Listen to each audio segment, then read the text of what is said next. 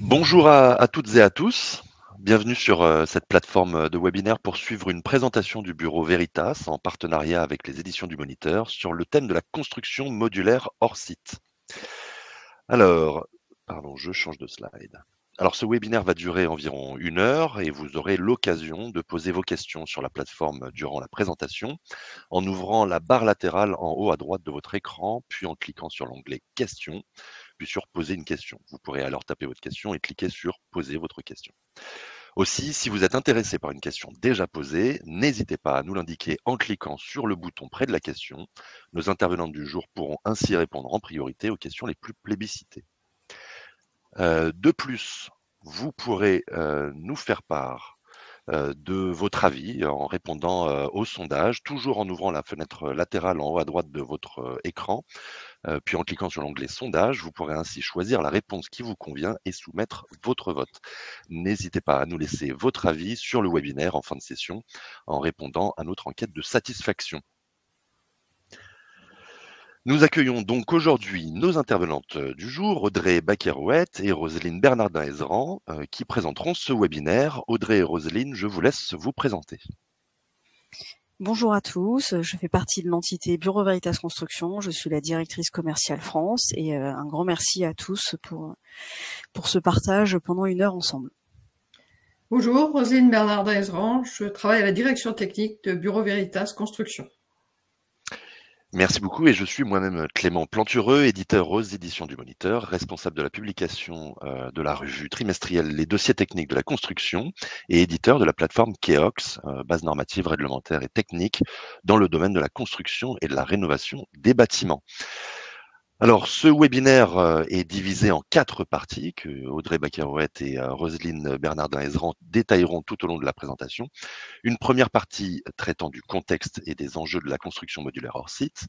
Une deuxième partie traitant des aspects techniques. Une troisième détaillant les réponses du bureau Veritas Construction dans ce contexte. Et enfin, une quatrième partie traitant des cas concrets. Voilà, Audrey, je vous laisse la parole. Merci Clément. Un rapide rappel sur Bureau Veritas et notre positionnement sur les ouvrages, bâtiments et infrastructures. Nous sommes en capacité d'intervenir sur tout le cycle de vie de ces ouvrages, de la phase programmation, faisabilité, conception, réalisation, réception jusqu'à l'exploitation.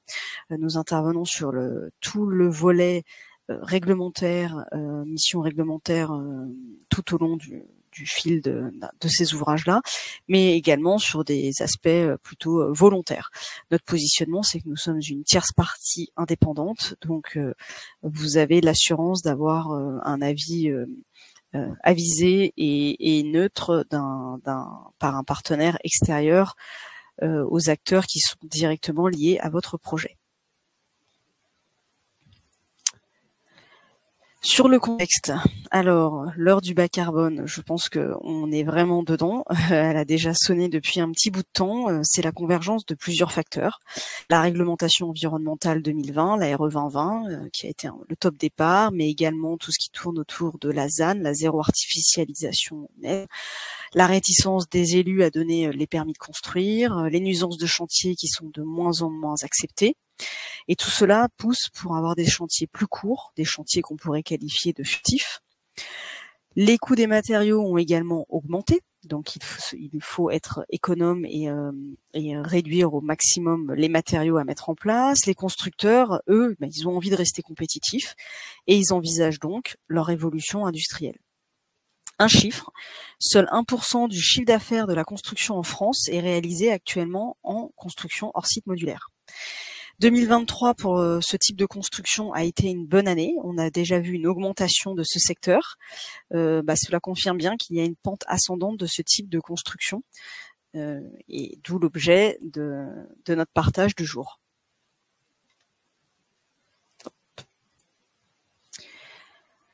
Alors, l'industrie et le bâtiment.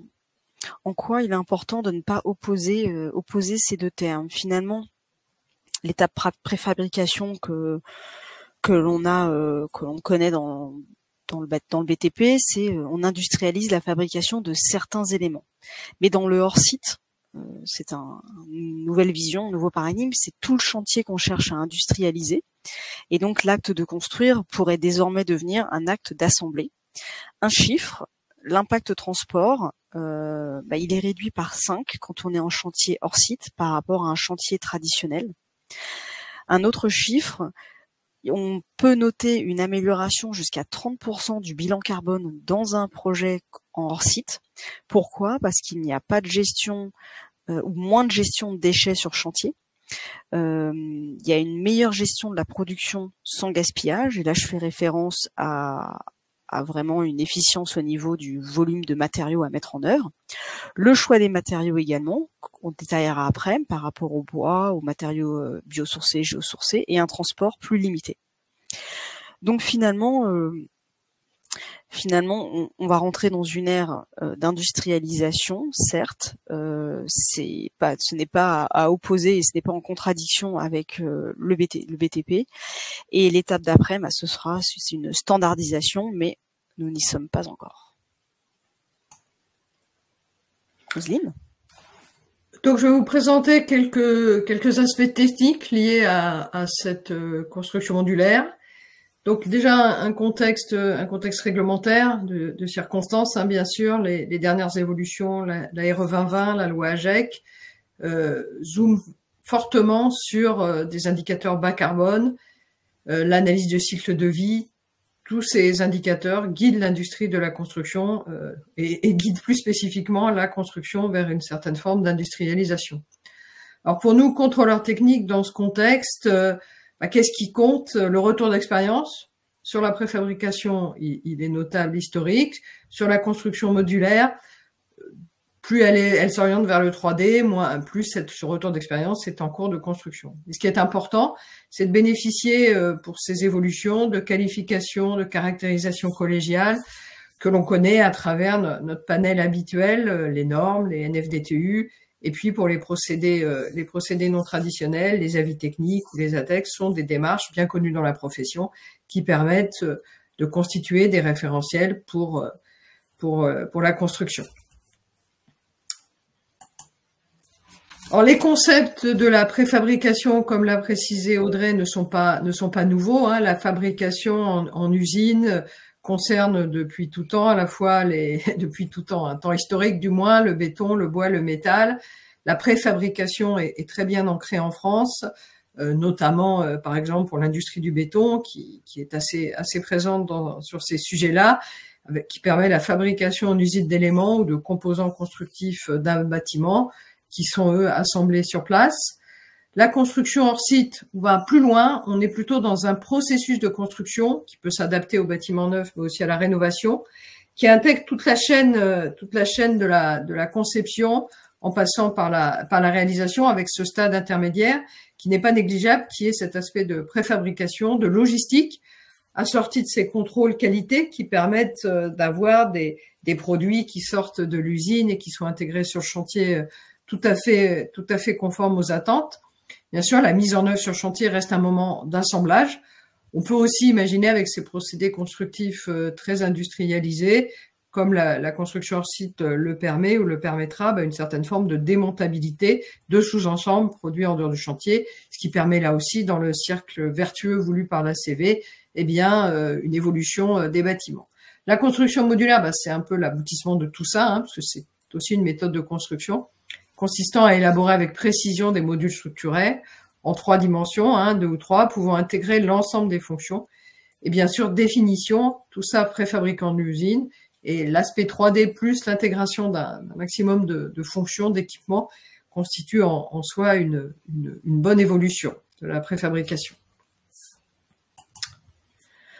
Alors, on peut mettre des catégories de systèmes constructifs qui sont en lien avec ce qu'on utilise dans la construction et puis comment c'est organisé aussi autour de la préfabrication. Donc, on a les ossatures indées historiques, celles dont je viens de parler à travers la préfabrication. On entend par là des systèmes structurels linéaires qui correspondent essentiellement à des éléments d'ossature, des poteaux, des poutres, tout ce qui constitue la charpente. Quels que soient les matériaux, béton, bois, métal, tout ça est bien organisé, notamment au niveau des textes de référence qui sont nécessaires pour l'intégration dans l'ouvrage, les NFDTU, les codes de calcul pour les éléments structuraux, et puis le suivi qualité à travers la certification de marque NF, qui est bien aboutie, ces procédés, ces produits étant à la base normalisés. Donc là, il y a une bonne maîtrise de ces procédés-là au Satur 1D dans la construction. Une évolution qui s'est faite au fil des années, qui est déjà bien ancrée dans la profession, ce sont les panneaux donnés, que ce soit des panneaux horizontaux ou verticaux. Les panneaux verticaux, les murs, les éléments de façade, plutôt multimatériaux par les temps qui courent, et ça en soi c'est déjà une nouveauté. Et puis les planchers mono ou multimatériaux qui commencent un petit peu à poindre, les éléments de toiture, avec déjà des volontés d'intégration d'un certain nombre d'éléments. On ne livre plus qu'une façade seule, mais aussi on peut imaginer intégrer dedans des éléments de menuiserie extérieure ou voire des éléments d'occultation qui prennent aussi leur importance, notamment avec cette notion de confort vis-à-vis des variations de température.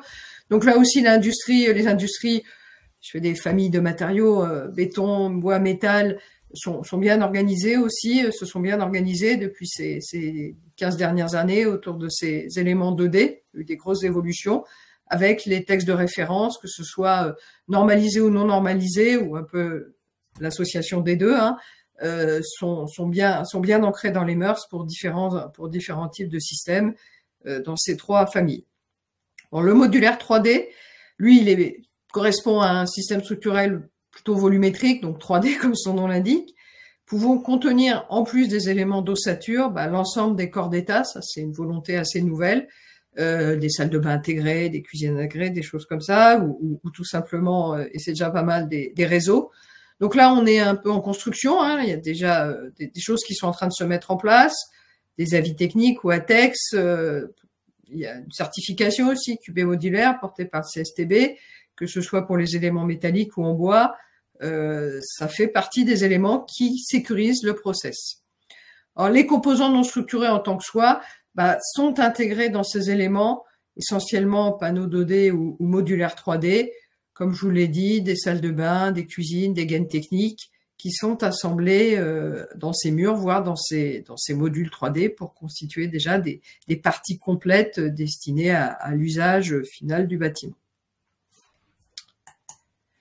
Alors l'évolution volontaire qui a marqué un bon pas en avant, c'est porté par le CSTB, c'est la marque QB avec le référentiel et le comité particulier de cette marque modulaire. Donc pour cette marque de certification, il y a un certain nombre d'objectifs de qualification qui sont affichés et qui sont tout à fait pertinents pour sécuriser le processus, des caractéristiques de sécurité des personnes, d'aptitude à l'usage, de durabilité, des caractères aussi complémentaires qui permettent à tel ou tel industriel qui revendique cette certification une différenciation, un niveau de service aussi, que ce soit en phase de conception ou de mise en œuvre. Le domaine d'application se porte sur les modulaires à ossature métallique ou à ossature bois et les caractéristiques certifiées.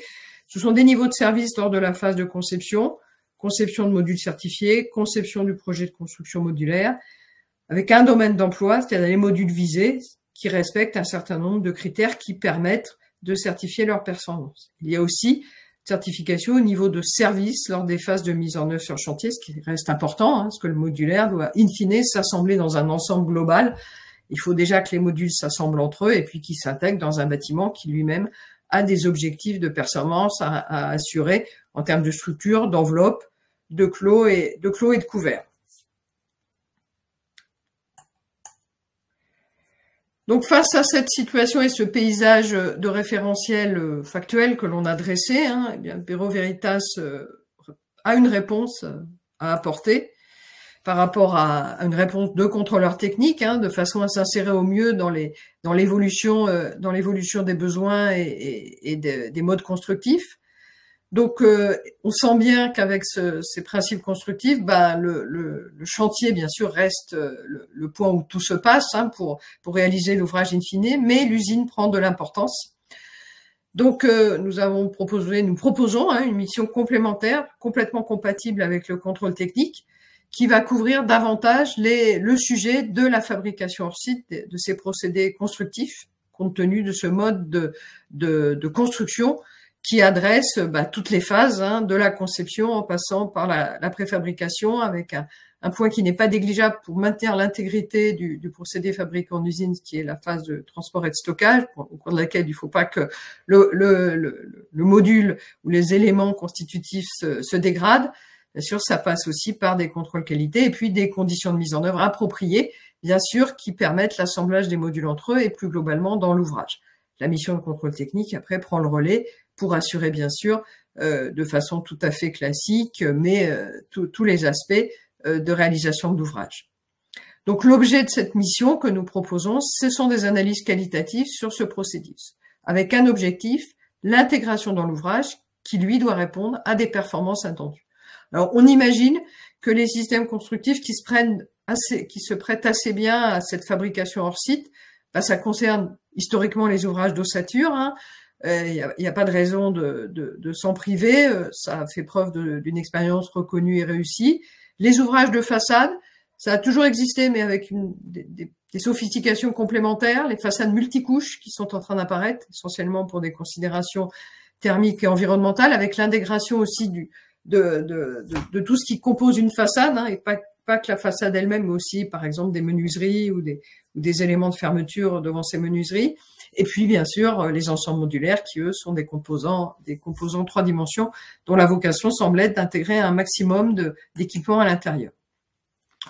Donc, dans notre mission complémentaire au contrôle technique, portant sur ces analyses quantitatives, elles adressent les différentes phases, notamment celles qui se passent en usine, avec l'examen des registres d'autocontrôle pour ce qui concerne les points d'intégration dans l'ouvrage, c'est-à-dire essentiellement les interfaces et les tolérances, de façon à permettre à ces modules, ces constructions préfabriquées, de s'intégrer au mieux dans les ouvrages et pour que ces ouvrages permettent d'assurer leur fonction. Il n'est pas question, bien sûr, de faire un contrôle complet CPU des différentes phases de fabrication. Il s'agit là de zoomer sur les points particuliers d'interfaçage. Il s'agit aussi de rassembler les différents modes de preuve, déjà, qui sont nécessaires au niveau des composants pour permettre aux ouvrages de respecter, bien évidemment, la réglementation qui s'applique dans les différents domaines, thermique, acoustique, comportement au feu, etc. Les conditions de transport et de manutention, là aussi, pas en tant que telles, mais c'est surtout pour prévenir le risque de déformation, de reprise d'humidité, de choc, tous les risques inhérents à cette phase un peu délicate de transport de l'usine jusqu'au chantier et qui peut impacter la résistance ou la durabilité du composant, mais aussi évidemment de l'ouvrage in fine. Et puis, une revue en lien avec la mission de contrôle technique sur l'examen de la conception des procédés envisagés, toujours dans l'optique que ces éléments individuels permettent globalement à l'ouvrage de respecter ses obligations réglementaires et de solidité, bien évidemment. Ça peut aussi passer pour la visualisation d'un prototype éventuel qui permet là aussi, dans un site d'usine, d'examiner là aussi comment le composant peut intégrer un certain nombre de dispositions réglementaires à son échelle. Audrey ? Oui. Alors, le titre est évocateur, le bois et le hors-site. Donc aujourd'hui, la construction bois, c'est à peine 5 à 10% du marché français. Donc la culture bois, elle n'est pas vraiment généralisée dans le domaine de la construction. Et jusqu'à présent, les ouvrages en bois ne dépassaient très rarement les 3 niveaux, voilà, principalement de la maison individuelle, du collectif, du petit bureau. Mais depuis 5 ans environ, on observe une explosion de la construction de bois dans tous les domaines et on voit apparaître des bâtiments beaucoup plus grands, de 15 à 20 niveaux, avec des contraintes nouvelles, évidemment. L'arrivée de la RE 2020, dont on a parlé tout à l'heure, ne fait qu'appuyer cette tendance déjà existante et la construction hors site va venir renforcer l'utilisation du bois, puisque en termes de transport par rapport au béton, c'est un atout indéniable. J'ai voulu rappeler aussi ce grand principe. Alors ça reste des proportions, voilà, des idées de proportion, mais dans la construction qu'on qualifie traditionnelle, telle qu'on connaît jusqu'à maintenant, on va dire le temps passé sur la phase conception serait à peu près de 20% et de 80% sur la réalisation. Dans la construction hors site, ça va s'inverser. On passerait plutôt 80% sur la conception et 20% sur la réalisation, qui serait un acte d'assemblage et de finition sur le chantier. On retrouve cette thématique et ce principe de l'éco-construction. Finalement, la filière sèche, c'est le bon matériau au bon endroit pour le bon usage. Donc, le bon matériau au bon endroit, c'est un principe d'éco-construction qui est assez développé ces dernières années avec l'arrivée du bois qui va de plus en plus se généraliser. Et donc, le bois a un atout pour la construction modulaire.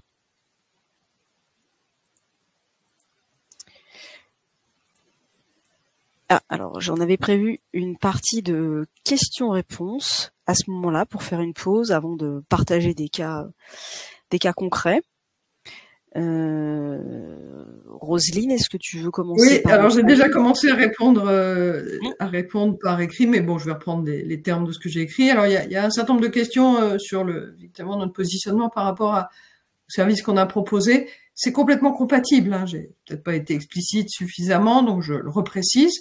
Cette mission est complètement compatible avec le contrôle technique, elle est complémentaire, elle s'encadre plutôt en amont de l'opération, là où des décisions sont à prendre par rapport, déjà au niveau du maître d'ouvrage, par rapport à des choix constructifs en relation avec son architecte, son maître d'œuvre, qui peuvent se dessiner, modulaires ou pas, et dans quelle proportion, du 3D, du 2D, qu'est-ce qu'on veut faire. Bon, tout ça, ça s'inscrit dans une logique d'ensemble.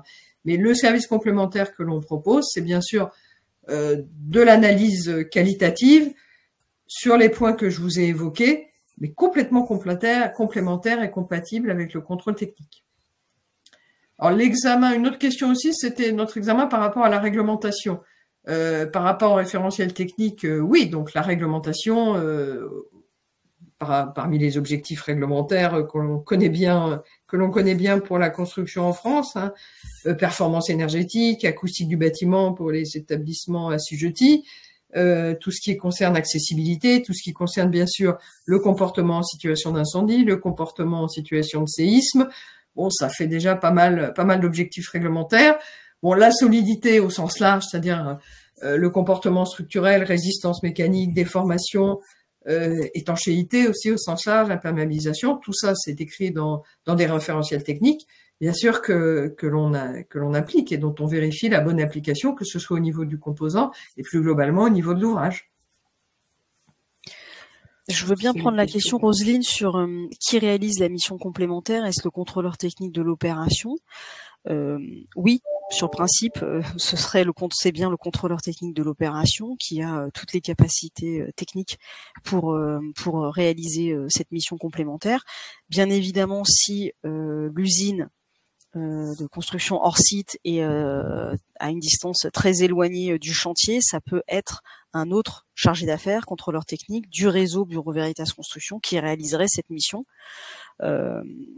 Voilà, l'idée c'est aussi de limiter les déplacements et donc le bilan carbone de notre action sur le projet, mais ça restera quand même sous une compétence contrôleur technique. Roselyne, ça va? Je crois que pour l'instant il n'y a pas énormément de questions, donc je pense qu'on peut poursuivre. Peut-être que les questions vont venir au fur et à mesure, peut-être pour nos cas concrets qu'on va présenter après. Alors, on avance. Cas concret. Il faut juste que ça se remette en plein écran. Je crois que c'est bon, j'ai réussi. Alors, effectivement, on a déjà une première expérimentation, si je peux dire, de notre mission complémentaire. Donc, on va appeler, dans notre jargon, un peu hors site. Donc, de quoi s'agit-il? D'une façade, une façade multicouche, intégrée dans un bâtiment à ossature bois. Donc cette façade multicouche évidemment comprend aussi les éléments tels que je voulais préciser précédemment, comprend des éléments d'éléments de remplissage constitutifs de cette façade et puis les éléments de menuiserie et de fermeture. Donc l'ossature et bois. Bien sûr, pour faire cette mission, on a besoin d'hypothèses générales qui tournent autour des sollicitations qui s'appliquent aux ouvrages, la destination de ce bâtiment final, ce qui est un point d'aiguillage fort pour savoir quelle est la réglementation applicable. Notamment, il y avait un point important là, parce qu'on était dans une zone sismique pas négligeable et une catégorie d'importance assez élevée. Bon, il s'agissait en l'espèce d'une ERP. Eh bien, l'aspect sismique prend son importance globalement, parce que évidemment notre plus-value, je pense, par rapport à cette mission, c'est qu'on ne zoome pas que sur le composant préfabriqué hors site avec un maximum d'équipements et cet aspect multicouche, mais on a aussi en tête, parce que c'est notre ADN de contrôleur technique, de voir un peu, de prendre du recul et de voir dans quel contexte réglementaire global ce procédé de façade va s'inscrire et dans quel type d'ouvrage et quelles sont les obligations réglementaires que cet ouvrage globalement doit respecter. Donc on a besoin de se préoccuper, là vous l'avez senti d'emblée, de sujets réglementaires, notamment le séisme et puis aussi dans une certaine mesure l'incendie et l'acoustique. Donc les analyses qualitatives que l'on a proposées à notre client pour ce sujet, évidemment d'aller un peu plus sur l'examen des dispositions parasismiques et les contraintes que cet élément de façade devait respecter par rapport à un ouvrage global. Hein. Il y a notamment des déformations qu'il doit bien être vérifié et surtout dimensionné par le bureau d'études structures de façon à ce que l'élément de façade n'en subisse pas quelques dégâts. Bien sûr, le vent aussi n'est pas anodin, c'est un bâtiment assez élevé, donc il y a aussi le sujet du vent qui s'applique sur cette façade en bois qu'il faut bien prendre en compte. On examine les justificatifs de conception, bien sûr, qui correspondent à la situation normale de ces éléments de façade, les règles d'assemblage, il s'agissait d'une façade multicouche, de façon justement qu'elle soit résistante, cette façade durable, que les déformations par rapport à celles de la structure soient compatibles, et que les règles d'assemblage font que cette façade, in fine, elle sera quand même un petit peu étanche, que ce soit vis-à-vis de l'extérieur, l'eau de pluie, le vent, la neige, et puis aussi vis-à-vis de la condensation à l'intérieur, que les échanges hygrothermiques se passent au mieux. Et bien sûr qu'elle assure la performance énergétique attendue, parce que c'est quand même aussi ça, un point important pour les façades. Donc, évidemment, on regarde la technologie retenue, quelles sont les actions qui vont être faites en préfabrication, et puis les actions d'assemblage, d'ancrage qui sont préparées en préfabrication, mais qui in fine vont servir à assembler ces éléments de façade à l'ossature sur le chantier. L'aptitude, bien sûr, elle est caractéristique de tous les composants élémentaires, de façon à voir si déjà individuellement ils peuvent répondre à l'usage, mais aussi quelles sont les règles d'assemblage entre eux pour que, in fine, l'ouvrage assure la performance attendue. Donc, ça va passer par un bilan des modes de preuve adapté à la réglementation applicable, outre l'aspect sismique, qui est un point fort. Il y a aussi l'aspect incendie, comme souvent dans les ERP, et bien sûr l'aspect acoustique s'il y a un desiderata du maître d'ouvrage ou un classement de façade particulier pour lequel le maître d'ouvrage souhaiterait qu'il y ait une attention d'apporter. La mise en place des documents d'autocontrôle de fabrication, là aussi, prend son importance avec les points de contrôle en usine qui sont en lien essentiellement avec déjà les règles d'assemblage des matériaux entre eux de façon à ce qu'ils l'ouvrage final assure sa fonction, et puis les tolérances de pose qui sont quand même somme toute importantes. Ce qui se passe en usine n'est pas ce qui se passe sur le chantier. Les tolérances de mise en œuvre sont pas les mêmes, là évidemment les conditions de travail ne sont pas les mêmes, mais il faut que l'un s'associe correctement avec l'autre, sinon on va avoir un drôle d'ouvrage in fine. Donc je vous ai présenté un peu les attendus, enfin les propositions dans cette mission hors site. Bien sûr, elle se fait aussi un petit peu et beaucoup à la carte avec des modalités spécifiques qui se définissent suivant la topologie d'ouvrage, la variété pouvant être assez grande et la typologie de hors site retenue pour ce projet. Audrey, je te laisse présenter le second retour d'expérience. Tout à fait. Merci Roselyne. Alors là, on est sur un projet national qui va concerner, on va dire, une fabrication en série chez un acteur de l'énergie nationale. On est sur des ouvrages qui sont finalement de petite taille, de quelques dizaines de mètres carrés, qui seront donc construits en usine, en hors site, bois, métal, béton, on ne sait pas encore. On retombe dans ce que je vous disais tout à l'heure sur les 80-20, c'est-à-dire qu'il y a 80% du temps qui va être consacré à la conception et 20% à la réalisation. Donc c'est une phase qui est longue et actuellement en tant que contrôleur technique, on en est au début des échanges avec ce maître d'ouvrage pour qu'il puisse constituer le meilleur cahier des charges pour aller chercher son ou ses industriels. Il y aura l'aspect sismicité à prendre en compte puisque c'est sur tout le territoire français, donc il y aura des différences de sismicité à prendre en compte en fonction des régions. La mission est une mission de contrôle technique avec les missions que vous voyez citées sur le support. Ce que je voulais aussi rajouter, ça permet de répondre à une question de quelqu'un, c'est que les usines, on ne sait pas encore si elles seront en France ou en Europe. Donc oui, on a bien prévu dans le cadre de ce projet qui concerne quand même 600 postes électriques, on a bien prévu d'aller se déplacer même à l'étranger. Vu le volume, ce sera une obligation, bien évidemment.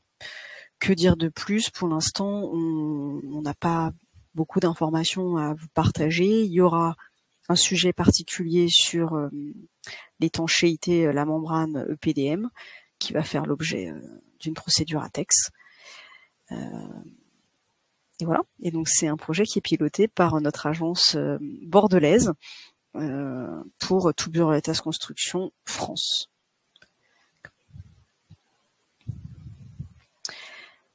Alors, on voulait également partager cette synthèse sur le point de vue des assureurs. Bon, on n'a pas encore connu tant de projets que ça en construction hors site, mais ça fait partie un peu de l'état de l'art de ce qui se dit actuellement sur les avantages, mais également les points de vigilance, les discussions que vous pourriez avoir en tant que maître d'ouvrage avec votre société d'assurance. Les avantages sont les 3 premiers. Donc cette phase conception majorée dont on a déjà parlé finalement va permettre de réduire au minimum les aléas qu'on pourrait rencontrer en phase construction. On sera dans un environnement industriel, donc on pourra appliquer des procédures Lean, procédures industrielles, ce qui a aussi pour but de limiter au maximum les non-conformités. Et puis, on travaille en usine dans une ambiance sèche, un processus établi, des délais maîtrisés, donc une fabrication qui semble mieux maîtrisée et moins de non-conformité, de défauts de qualité qu'on peut avoir sur un chantier. Par contre, les points de vigilance sont les 3 qui sont cités après. L'exemple d'avant, vous voyez, où on va quand même avoir 600 postes électriques. Il y a quand même un risque industriel, ce risque en série, risque sériel, donc sur lequel il faut être vigilant, d'où l'importance de cette phase de conception. On pourrait avoir des usines qui n'auraient pas de contrôle externe, de contrôle qualité ou contrôle chantier adapté, donc vigilance là-dessus. Et puis, quid de la réparabilité et comment lever des non-conformités éventuelles sur chantier ou même en usine, puisque on rentre dans un domaine industriel avec peut-être un processus qui serait breveté et donc secret. Voilà.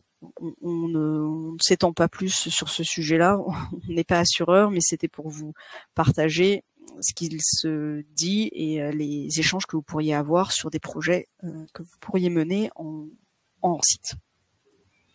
Alors, je propose qu'on reprenne quelques questions, juste avant d'arriver à la conclusion. Bien sûr, si tu veux.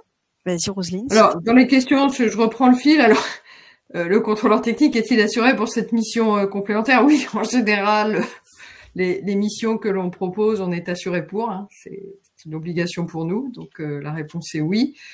Est-ce qu'on pourrait faire éventuellement ces missions à l'étranger, des préfabricants qui se retrouvent à l'étranger? Oui, pourquoi pas.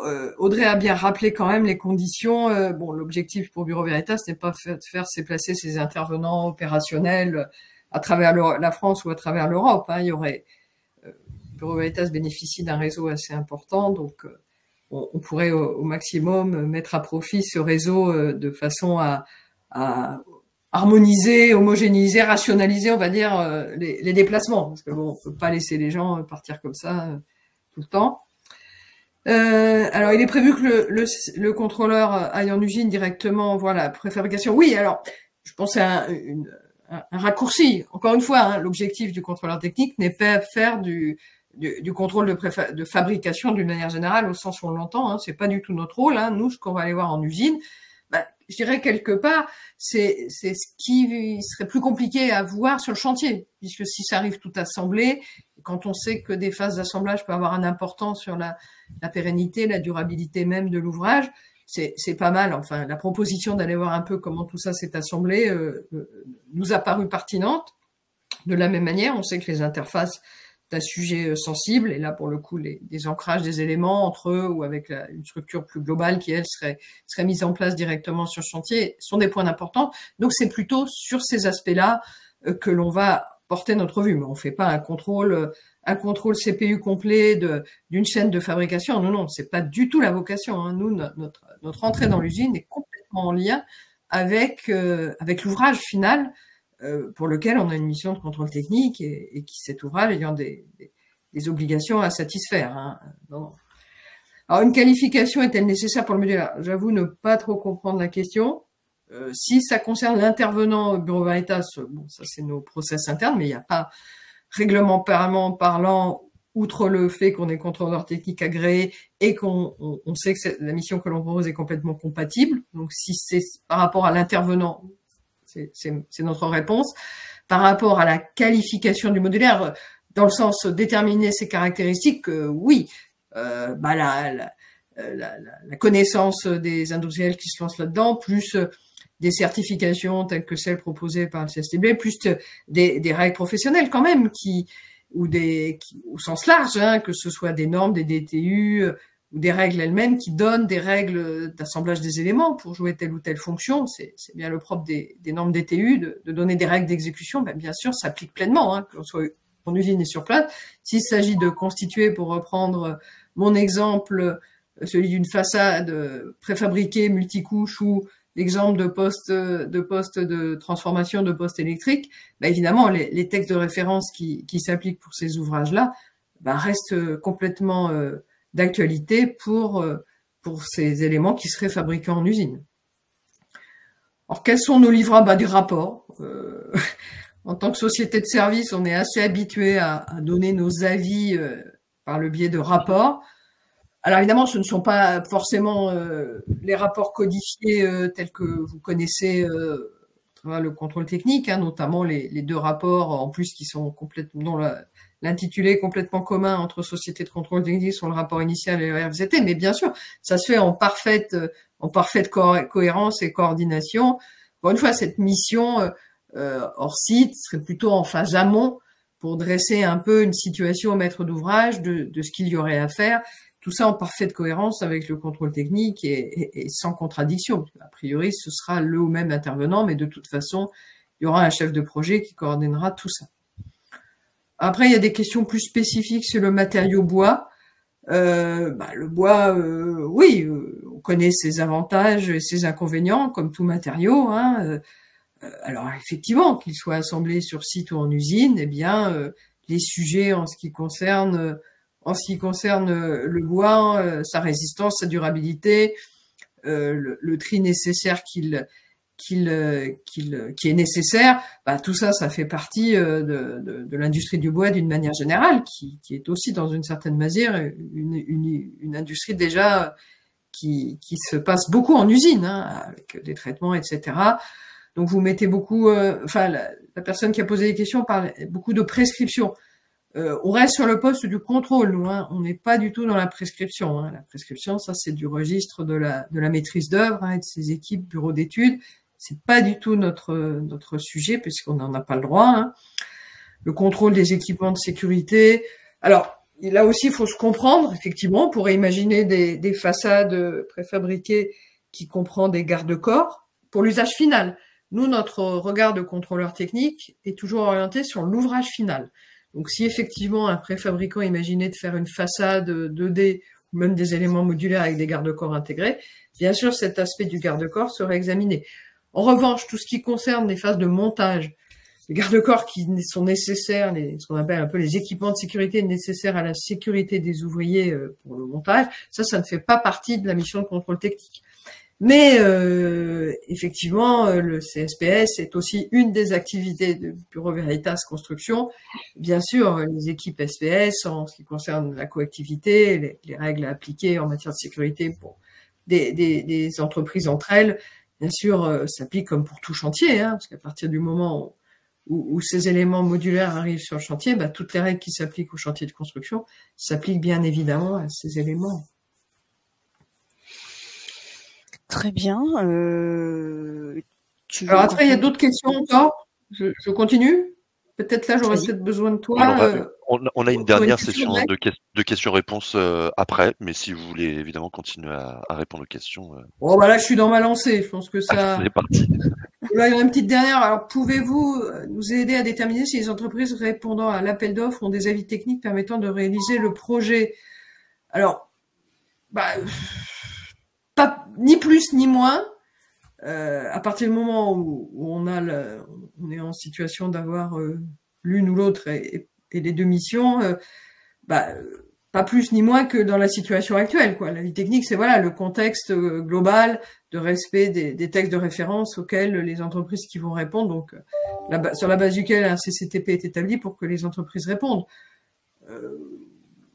Voilà. Après, les questions de capacitaire d'une entreprise à faire, c'est un autre sujet. Hein. Nous, on est très orienté vers l'ouvrage. On ne porte pas des jugements de valeur sur telle ou telle entreprise et sa capacité à répondre à tel ou tel appel d'offres. C'est pas trop dans nos prérogatives, sachant que les entreprises bénéficient par ailleurs d'un système de qualification assez sophistiqué. Bon, les assureurs, on en a parlé. On a un peu tout balayé. Hein, les référentiels, voilà, les référentiels, oui, les textes de référence. Alors, couvre-t-il toutes les constructions hors site 3D? C'est une bonne question. Il y a de l'adaptation qui est en cours. Il faut quand même avoir quand même malgré tout en tête que tous les référentiels connus auxquels on pense dans la construction, et ce que vous citez, monsieur, dans la question, DTU, règles professionnelles, ATEX, sont des référentiels, notamment les DTU et les règles professionnelles, tournés vers l'ouvrage. Évidemment, c'est partitionné. On essaie de pas trop mélanger l'électricité en même temps que les menuiseries extérieures. Mais quand même, l'objectif final, c'est l'ouvrage. Alors, effectivement, la construction modulaire, c'est quelque part un peu, suivant qu'on veut faire du 2D ou du 3D, ce sont des mini-ouvrages. Donc, effectivement, tous ces référentiels s'appliquent avec une adaptation qui peut se faire, qui peut être nécessaire. Oui, tout à fait. Voilà, je pense qu'on peut poursuivre. Oui, donc on vous a joint le logo de la filière Hors-Site, qui est une association. Bureau Veritas vient de rejoindre cette association pour participer à des groupes de travail et d'échanges au niveau national. Notamment, je voyais une question sur quels sont les livrables, quel est le lien avec le RICT. Ça fait partie aussi des axes de réflexion de ce groupe qui mélange assurance, bureau de contrôle, maître d'ouvrage, aménageur, architecte. Oui, en effet, là, il faut un peu repenser le déroulé d'un projet, parce qu'il y a une grosse partie qui se déroule en usine. On pense également que la rénovation énergétique et le focus qui est mis actuellement en France sur la rénovation énergétique, ça peut être un accélérateur pour la construction hors site, car cela permet de maintenir partiellement le maintien des locataires pendant les travaux. C'est vrai que s'il y a une partie des modules type toiture, façade, qui sont déjà assemblés en usine, il y a peut-être moins besoin de délocaliser des locataires, quoique. Donc voilà, ce serait peut-être une piste qui permettrait de booster cette construction hors site. Et puis en conclusion, on voulait vous dire qu'on imagine que ce n'est pas une révolution, mais juste une évolution. On a toujours fait de la préfa en bois, en béton. Avant, on s'arrêtait plutôt à un aspect unique de structure, et là maintenant on va très loin jusqu'à imaginer la finition des éléments préfabriqués qu'on industrialise. Donc le hors-site, c'est une nouvelle vision. On passe d'une culture chantier et des organisations qui sont quand même très très segmentées à une culture plutôt industrielle et donc collaboratif. Voilà. L'industrie, et donc ce qui peut être fait en usine fera partie d'une industrialisation, d'un aspect plutôt collaboratif des chantiers à venir. Ce qui me permet de rebondir sur une question là pour essayer de bien clarifier notre propos. Hein. Il n'est pas question à travers la mission complémentaire et compatible avec le contrôle technique de proposer de l'évaluation technique. Hein.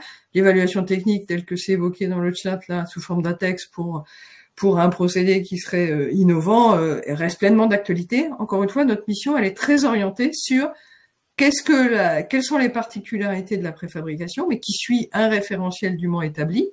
Et sur la base de ce référentiel dûment établi, comment le procédé va s'intégrer dans l'ouvrage. C'est ces points d'interface que l'on examine. C'est ça que je voulais préciser. Je redonne la parole à Clément. Merci beaucoup Roselyne Bernardin-Ezran et Audrey Bacarouette. Juste un mot avant de repasser peut-être à une dernière session de questions-réponses pour vous parler rapidement des éditions du Moniteur et de la Basquiox, qui est donc une solution de veille normative, réglementaire et technique pour la construction et la rénovation des bâtiments. L'abonnement à cette plateforme vous donne réaccès à près de 2500 normes, DTU, Eurocode, mais aussi à tous les textes officiels concernant la construction, à des documents de référence, etc. Aussi, vous aurez accès à 5 classeurs techniques, dont le guide Veritas, qui, comme son nom l'indique, est mis à jour régulièrement par les experts du bureau Veritas, mais aussi, enfin, à la revue trimestrielle des dossiers techniques de la construction, qui, dans son numéro à paraître de juin 2024, vous propose notamment un article sur le potentiel du BIM pour la construction hors site, un article écrit par Rémi Navarro, qui est architecte et expert en ingénierie numérique. Voilà, et je conclus juste sur le fait que les éditions du Moniteur travaillent depuis de nombreuses années avec le bureau Veritas, notamment sur le guide Veritas, disponible via Keox évidemment, mais aussi sur de nombreux ouvrages, notamment la technique du bâtiment existant, qu'on voit ici en image, qui est un de nos best-sellers, toujours disponible sur la boutique en ligne des éditions du Moniteur. Voilà, je vous laisse à nouveau la parole, Audrey Bacarouette. Je partage cet élément et puis on prendra peut-être la dernière question. Donc les prochains webinaires à venir sont les bornes de recharge véhicules électriques IRVE, les ombrières photovoltaïques en juin, des webinaires de Bureau Veritas Construction, les projets hydrogène également le 20 juin et en septembre, la RE 2020. Alors on se prépare plutôt pour les échéances de 2028-2032 de la RE 2020. Et donc c'est ce que l'on partagera avec vous en septembre. Vous pouvez vous inscrire très facilement sur lesrendez-vous.bureauveritas.fr. J'ai l'occasion également de vous partager ce livre blanc qui est téléchargeable gratuitement, un livre blanc qui a été réalisé fin d'année dernière sur la réhabilitation. Soit vous le trouvez sur notre site internet Bureau Veritas Construction, soit vous pouvez le télécharger via le QR code. Et puis pour toute question relative au webinar, une adresse mail nationale générique qui nous permettra de vous recontacter au plus tôt. Dernière question, Roselyne. Une dernière question sur la question effectivement auquel on s'attendait. Pourquoi une mission complémentaire? Encore une fois, pour combler les trous dans la raquette, quoi. La construction hors site présente des particularités telles que je vous les ai présentées, et surtout notamment au niveau très en amont, au niveau des choix, un moment où le projet se met en place et pour lequel le maître d'ouvrage peut solliciter une intervention assez rapide du contrôleur pour voir pendant cette phase de choix, cette phase de conception, quelles sont les particularités qu'il faut faire ressortir, dont il veut avoir certain nombre de garanties dans l'objectif de maîtriser les risques pour son ouvrage global.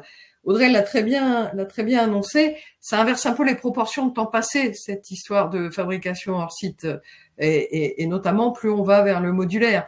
Donc ce 80-20 dans un sens ou dans l'autre, mais en évidence que ce temps de la conception va être plus long. Il va falloir intégrer un temps de fabrication qui ne doit pas être contraint si on veut faire les choses correctement, et si la préfabrication nécessite l'intégration de beaucoup de composants, voire possiblement de beaucoup de corps d'état, parce que là aussi il y a une petite évolution. Tant qu'on est dans le monomatériau, la préfabrication a fait toutes ses preuves, et effectivement l'industriel est capable de réaliser ce qu'on lui demande. Dès qu'on va arriver dans les multi-matériaux, voire l'intégration d'équipements, on sait bien aussi qu'en usine est déporté un certain nombre de corps d'état. Donc c'est ces points un peu organisationnels de l'usine dans l'optique de cet assemblage de cette construction hors site qui elle-même a pour objectif d'être intégrée dans un ouvrage plus global. Voilà, c'est ce séquençage au cours duquel on propose des analyses quantitatives. Alors la mission S ne va pas suffire. La mission S, elle vise la sécurité des personnes dans l'ouvrage fini. Donc là, c'est le bâtiment A complet. Une fois que les modules, dans le choix qui aura été fait, qu'ils soient 3D, 2D, seront installés dans le bâtiment, que la mission S de contrôle technique va rentrer en scène en fonction de la situation réglementaire de l'ouvrage, et pour lequel on donnera un avis sur les points essentiels.